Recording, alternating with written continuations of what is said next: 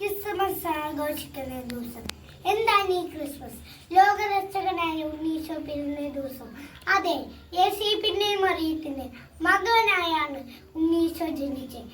വിശുദ്ധ ലൂക്കായുടെ സുവിശേഷം 2-ാം അധ്യായം 11-ാം വാക്യം.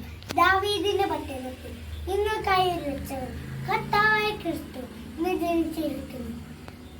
ദൈവം തന്റെ സ്വന്തം പുത്രനെയാണ് ലോകരക്ഷയ്ക്കായി അയച്ചത്.